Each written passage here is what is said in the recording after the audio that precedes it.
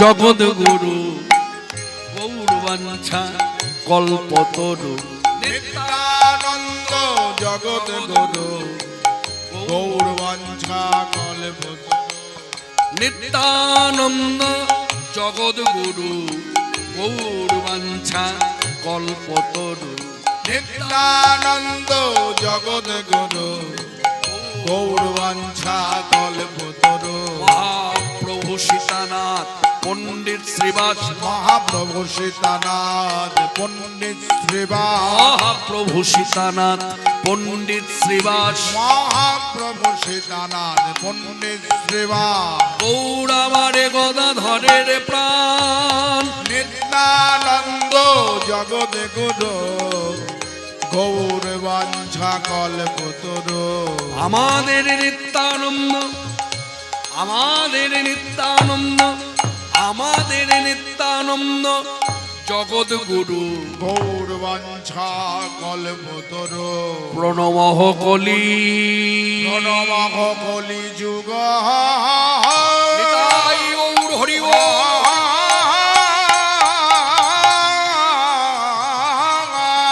প্রণমঃ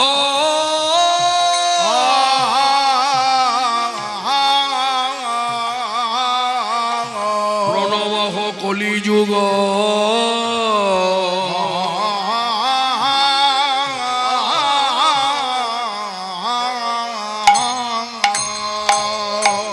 সর্বযুগ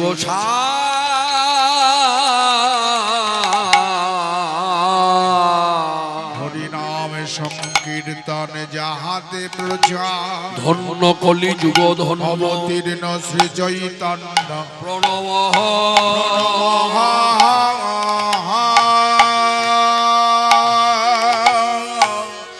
কলিযুগ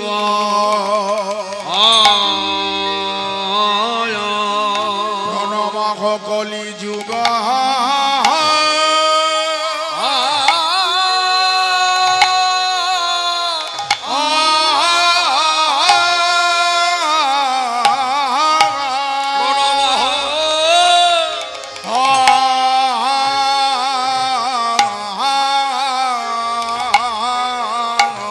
এই চারি যুগ মধ্যে যুগ মধ্যে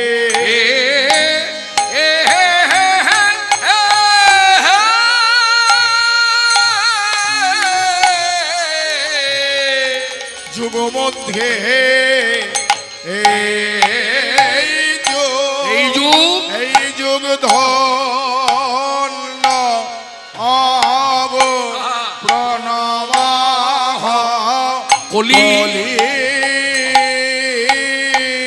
যুগ ধন্য কলি যুগ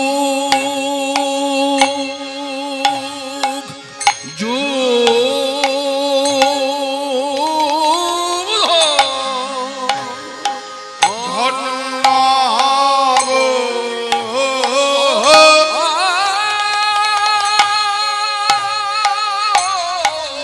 চারি যুগ মধ্যে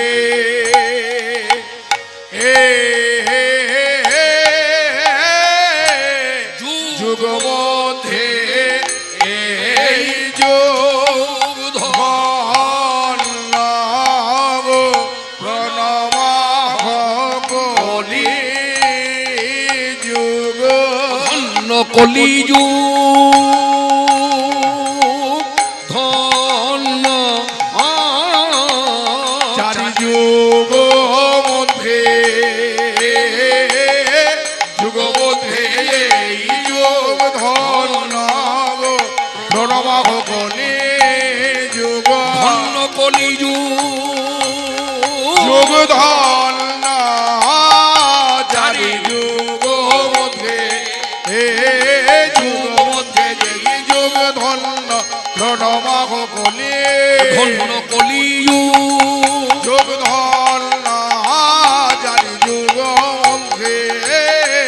মধ্যে যে যুগ ধন্য প্রণমাহ কলি ধন্য কলিযুগ যুগ ধন্য চারি যুগ মধ্যে যুগ মধ্যে যেই যুগ ধন্য প্রণমাগ কলি ধন্য কলিযুগ যুগ ধন্য জানি যুগ মধ্যে যেই যুগ ধন্য প্রণমাগ কলি ধন্য কলিযুগ যুগ ধন্য জানি যুগ মধ্যে যেই যুগ ধন্য প্রণমাগ কলি যুগ সর্বযুগ সার প্রণবহ কলিযুগ সর্বযুগ সার প্রণমাগ কলি যুগ সর্বযুগ সার হরিনাম সংকীর্তন যাহাতে প্রচার হরিনাম সংকীর্তন যাহাতে প্রচার বিশুদ্ধ ভজন রসে ডুবে বৈষ্ণব মহাজন পদকর্তা মহাজনী পদাবলী লিখনের মধ্য দিয়ে ভক্তি রাজ্যে দাঁড়িয়ে ভাব রাজ্যে দাঁড়িয়ে জীবের হিতার্থে কল্যাণার্থে ভক্তি জ্ঞাপনের শিক্ষা দিলেন, মানে প্রণাম করতে বললেন। আমাদের গুরুজনেরা আমাদেরকে শিক্ষা দিয়েছেন প্রণাম করবেন কাকে? ভগবানকে। অনন্ত কোটি ব্রহ্মাণ্ডে যত দেবদেবী আছে তাদেরকে, নিষ্ঠাবান ব্রাহ্মণ, নিষ্ঠাবান ভক্ত বৈষ্ণব, শ্রদ্ধা ভাজন বয়সে যারা বড় তাদেরকে প্রণাম করতে বলেছেন। কিন্তু ঘরের গুরুজনেরা কখনো আমাদেরকে ডেকে বলেনি যে কলিযুগকে প্রণাম করো। এই শিক্ষা আজকে সভাতে আমরা যারা জড়ো হয়েছি, বিশেষ করে এই সময়ে আমরা এই শিক্ষাটা পেলাম যে বৈষ্ণব মহাজনী পদকর্তা মহাজনী পদাবলী লিখনের মধ্য দিয়ে মহাজন তিনি বললেন প্রণমহ কলিযুগ সর্বযুগ সার। প্রণমহ কথার অর্থ হলো নিজে প্রণাম করলেন কলিযুগকে, তারপর বললেন আপনারা প্রণাম করুন।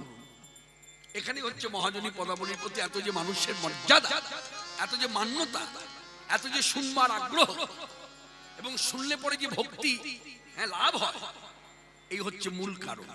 কেন না, এই যে আমি আমাকে দিয়ে বলি আমি চুক্তিবদ্ধ বক্তা, সবার মধ্যে দাঁড়িয়ে হয়তো শ্রোতাদের উদ্দেশ্যে অনেক নীতির কথা বললাম, এটা করবেন করলে মঙ্গল হবে, ওটা করবেন না করলে অমঙ্গল হবে। কিন্তু পরক্ষণে দেখা যাচ্ছে যে কথাগুলো আমি সবার মধ্যে দাঁড়িয়ে বললাম সেই আচরণ আমি নিজেই করি না। যার জন্য আমি যে চুক্তিবদ্ধ কথা উপস্থাপনা করলাম সবার মধ্যে, কথাটা কথাই রয়ে গেল, মানুষ শুনলো কিন্তু মান্যতা দিল না। কেন দিল না? ওই যে আচরণ নেই। কিন্তু মহাজন যা লিখেছেন তা করলেন। কি করলেন? কলিযুগকে প্রণাম করতে বললেন, কিন্তু বলবার আগে নিজে আগে আচরণ করে দেখালেন প্রণমহ, নিজে আগে কলিযুগকে প্রণাম করলেন। তারপর বললেন কলিযুগ সর্বশ্রেষ্ঠ যুগ। কেন ধন্য না? বলছে হরিনাম সংকীর্তন প্রচার। কিন্তু এই কলিযুগের নিন্দা চর্চা কে না করে? সাধারণ মানুষ তো করেই, এমনকি শ্রীমদ ভাগবত আছে কলিযুগের নিন্দা চর্চা করেছেন শ্রী শুকমুনি ব্যাসাসনে বসে। হরিকথার প্রারম্ভে তিনি কলিযুগের নিন্দা চর্চা করেছেন। সংস্কৃত শ্লোকে যা বলা আছে তার বাংলা অনুবাদ করলে কথাটা এইভাবেই দাঁড়ায়। আমি বাংলা অনুবাদই বলবো যাতে সবাই আমরা বুঝতে পারি। হ্যাঁ, সেখানে তিনি বলছেন কলিযুগ সর্বদোষের আগো। কলিযুগের অনেক দোষ, এই কলিযুগের অনেক দোষ, এই কথা মানুষ জেনেছে শাস্ত্র থেকে। জেনে মানুষ বলছে এই দেখুন শাস্ত্র লেখা আছে কলিযুগের দোষের কথা, তাহলে আমরা কেন দোষ গাইব? আর সেই কলিযুগকে কি করে ভক্তি করি? শুনুন, শাস্ত্রের কথা তো শুনলেন, শুনেছেন পুরোটা, বলছেন কিন্তু অল্প একটু, পুরোটা বলছেন না। যেমন মহাত্মা গান্ধীজির কথা চলে এলো দৃষ্টান্তমূলক কথার মধ্যে, এটা একটা উপমা স্বরূপ। মহাত্মা গান্ধীজির একটা কথা সবার মধ্যে প্রচার আছে, বিশেষ করে আমরা যারা হিন্দু আমাদের মধ্যে একটা প্রচার আছে, অহিংসা পরম ধর্ম। বুকে হাত দিয়ে বলুন তো, বুকে হাত রেখে বলুন তো, গান্ধীজি কি শুধু এইটুকুই বলেছে যে অহিংসা পরম ধর্ম, অন্যের ধর্মের প্রতি হিংসা করো না, শুধু এইটুকুই বলেছে? বলেছেন অনেকখানি। আপনি প্রচার করেছেন এইটুকখানি। পুরো কথাটা তিনি কি বলেছেন? তিনি বলেছেন অন্যের ধর্মের প্রতি হিংসা করবেন না, কিন্তু এই জায়গাটা প্রচারের প্রয়োজন, কিন্তু আমার ধর্মকে যদি কেউ আঘাত করে তাকে সিংহের মতো থাবা দিতে হবে। কই সে কথা তো প্রচার হলো না, শুধু ছোট্ট একটা কথা প্রচার হলো অহিংসা পরম ধর্ম।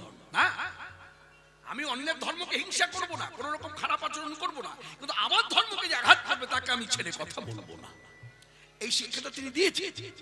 ঠিক তদ্রূপ শ্রীমদ্ ভাগবত আমাদেরকে জানালেন যে কলিযুগের অনেক দোষ, কিন্তু পরক্ষণে আবার মহিমা কীর্তন করেছেন। কি মহিমা?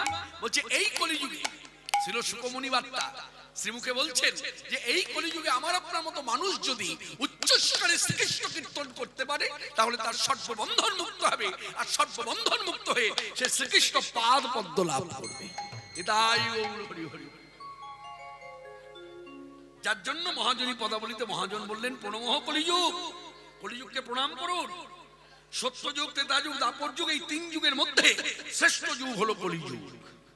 কেন না এই কলিযুগে হরিনাম সংকীর্তন প্রচার। হরিনাম সংকীর্তন প্রচার হলো কেন না, এক কথায় আমি বলি, বেশি ঘাটাঘাটি করার প্রয়োজন নেই। কারণ এই যে 3 ঘন্টা ধরে যে কথা হয় বা 4 ঘন্টা ধরে যে কথা হয়, জানবেন আমি বলবো না যে বাস্তববাদী যুক্তিবাদী, আমি তা বলবো না, তবু একটা কথা মনের মধ্যে জাগে। যেহেতু আমাদের দেহটা জড়দেহ, যে শুনছে তার দেহটাও জড়দেহ, যে বলছে তার দেহটাও জড়দেহ। আমি বলতে গিয়ে অনেক কথা অনেক সময় বিস্মরণ হয়ে যায়, কথা মাথায় রাখতে পারি না।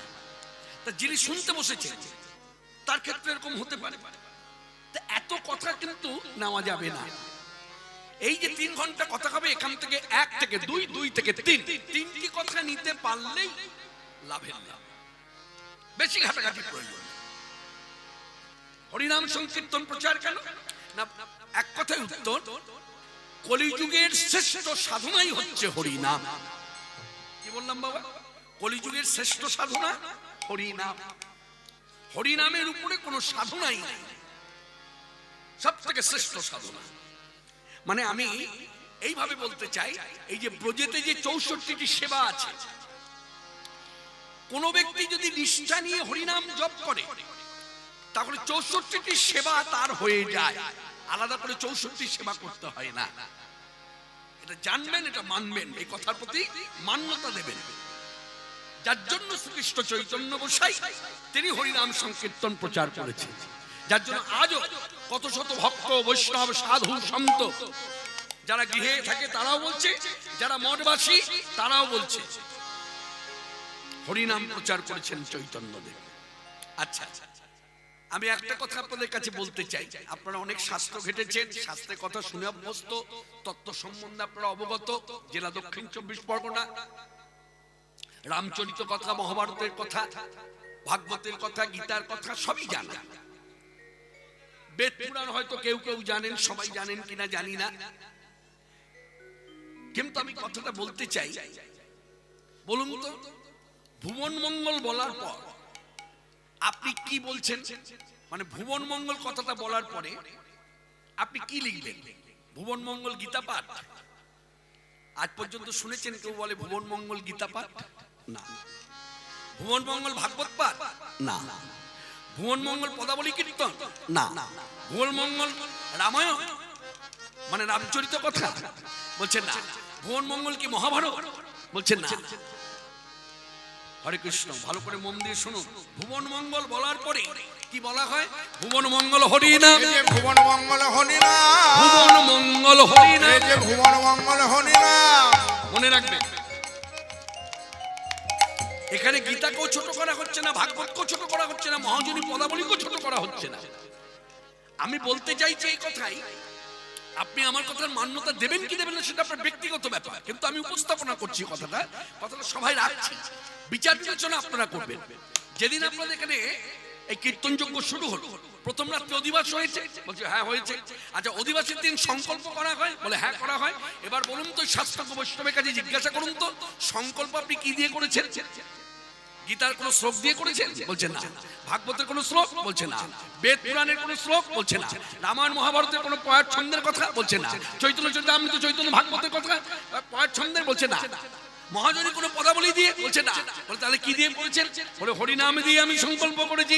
এই যে ভুবন মঙ্গল হরিনাম, ভুবন মঙ্গল হরি নাম, মঙ্গল হরিনাম, এই যে ভুবন মঙ্গল হরি নাম। তাপিতের প্রাণারাম ভুবন মঙ্গল হরিনাম, এই যে তাপিতের প্রাণানাম, ভক্ত ধূমের মিলানো ধাম, তাপিতের প্রাণানাম, ভক্ত ধূমের মিলানো ধাম, তাপিতের প্রাণানাম, ভক্ত ধূমের মিলানো ভুবন মঙ্গল হরিনাম।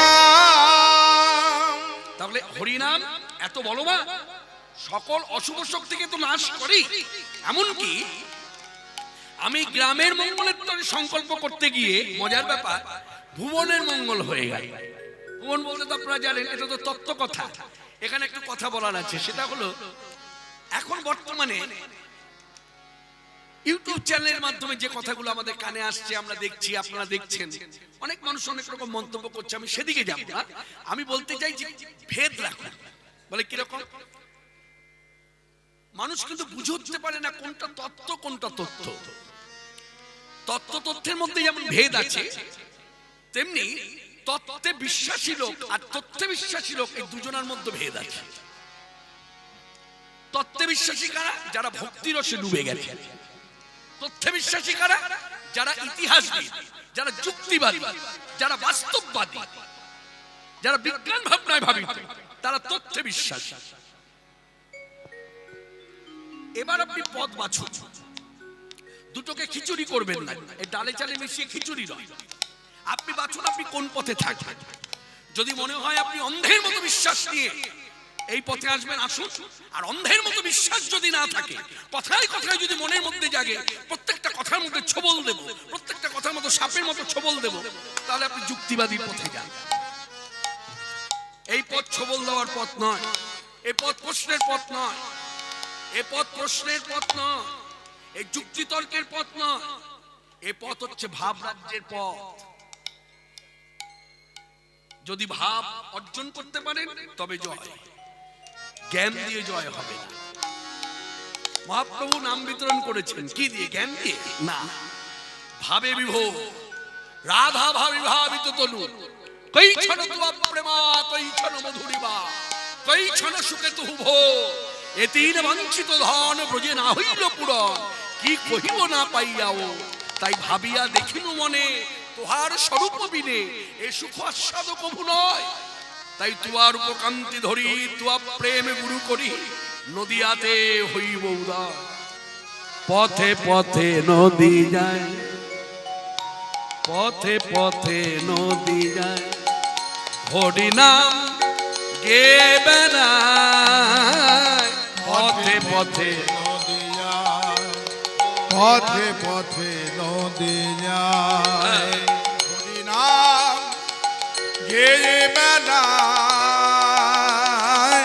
পথে পথে নদী যায়, হরি নাম গেয়ে চলে যায়, পথে পথে নদী যায়। হরিনাম গেয়ে বেড়ায়, হরিনাম গেয়ে বেড়ায়। পথে পথে নদী যায়, মুখে হরি বলে নেচে নেচে চলে, রাধা প্রেম ভাবে গোড়ায়। মুখে হরি বলে নেচে নেচে চলে, রাধা প্রেম ভাবে গোটা মুখে হরি বলে নেচে নেচে চলে, রাধা প্রেম ভাবে গোড়ায়। মুখে হরি বলে নেচে নেচে চলে, রাধা প্রেম ভাবে গোটা পথে পথে নদী যায়, হরি নাম গে বেড়ায়। পথে পথে নদী যায়, হরি নাম গে বেড়ায়। পথে পথে নদী যায়, হরিনাম গেয়ে চলে যায়। পথে পথে নদী যায়, রাধার প্রেমে পাগল পারা হয়ে দিশে হারা। রাধার প্রেমে পাগল পারা হয়ে দিশে হারা। এই যে শুনছেন কথাগুলো সুরলয় ছন্দের মধ্য দিয়ে, এ কিন্তু কোনো মহাজনী পদ নয়, কিন্তু কোন সাধুগুরু বৈষ্ণবের উক্তি। কোন সাধুগুরু বৈষ্ণব তার ভজন কুটিরে বসে করতাল হাতে নিয়ে বা হাতে তালি দিয়ে কীর্তন করছে। এই কীর্তন সেই কীর্তন যে কথাগুলো শুনছেন, এই কথাগুলোকে যদি উপলব্ধি করতে হয়, আপনার যদি ভাষা জ্ঞান নাও থাকে, অর্থ জ্ঞান নাও থাকে, আপনি শুধু এই চৈতন্যদেবের এই যে আলেখ্য মানে চিত্রপট এখানে আছে, প্রিন্ট করা ছবি, এই চিত্রপটটা লক্ষ্য করুন, দর্শন করুন, আপনার এই কথা উপলব্ধি হবে। আপনি যদি এই কথাগুলো শুনছেন সুল্লয় ছন্দের মতো দিয়ে আর কীর্তনিয়ার দিকে ফ্যাল ফ্যাল করে তাকিয়ে আছেন, আপনার কিচ্ছু উপলব্ধি হবে না। বিগ্রহ দর্শন করুন, ঠাকুরকে দেখুন, দেখুন চৈতন্যদেবের ভাবটা দেখুন। রাধার প্রেমে পাগল পারা হয়ে দিশে হারা, রাধার প্রেমে পাগল পারা হয়ে দিশে হারা, শ্রী রাধার প্রেমে পাগল পারা হয়ে দিশে হারা, রাধার প্রেমে পাগল পারা হয়ে দিশে হারা, দু নয়নে শুধু বহে প্রেমবাণী ধারা, নজনে শুধু বহে প্রেম বাণী ধারা, ওই নদীয়ার পথে প্রেমের ভিখারি নাম প্রেম বন্যায় জগৎ ভাষা, ওই নদীয়ার পথে নদীয়ার পথে নদীয়ার পথে প্রেমের ভিখারি নাম প্রেম বন্যায় জগৎ ভাষা, ওই নদীয়ার পথে, ওই নদীয়ার পথে প্রেমের ভিখারি নাম প্রেম বন্যায় জগৎ ভাষায়, পথে পথে চলে যায় হরি নাম গেয়ে বেড়ায়, পথে পথে নদী যায়, হরি নাম গেয়ে চলে যায়, পথে পথে নদীয়ায়।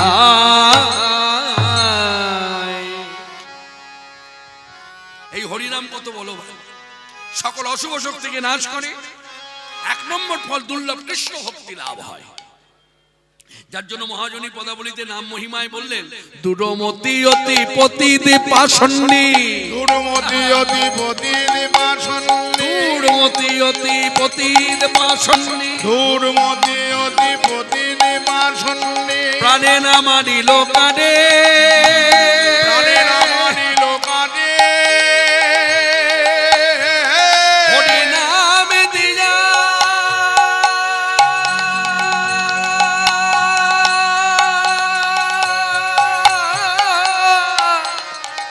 হরি নাম দিয়া, হরি নাম, হরি নাম, হরি নাম,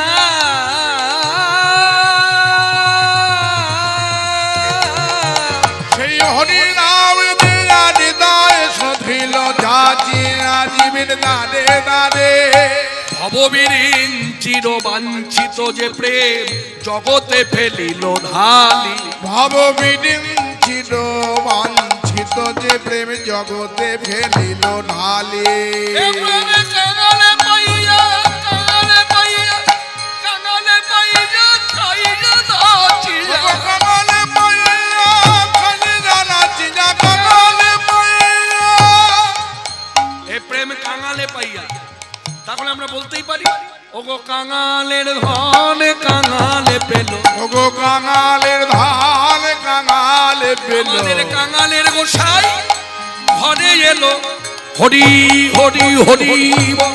কাঙালের গোসাই ঘরে এলো, হরি হরি হরি বলো, ওগো কাঙালের গোসাই ঘরে এলো, কাঙালের ধনে কাঙালে এ প্রেমে পাইল, কাঙালে পাইয়া খাইয়া নাচিয়া বাজাইছে করতালি, প্রেমে কাঙালে পাইয়া খাইয়া নাচিয়া বাজাইছে করতালি, এই সেই ভগবান শ্রীকৃষ্ণ চৈতন্য, যিনি নামদানে প্রেম দানে জগৎ বাতালো জগৎ ভাষা।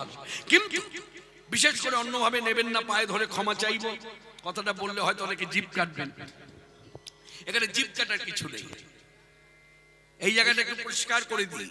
এখনো অবধি বহু মানুষের ধারণা যারা এই হরিকথা বলে, হ্যাঁ, তাদের সঙ্গে একটা কানেক্টেড ভাব ভগবানের।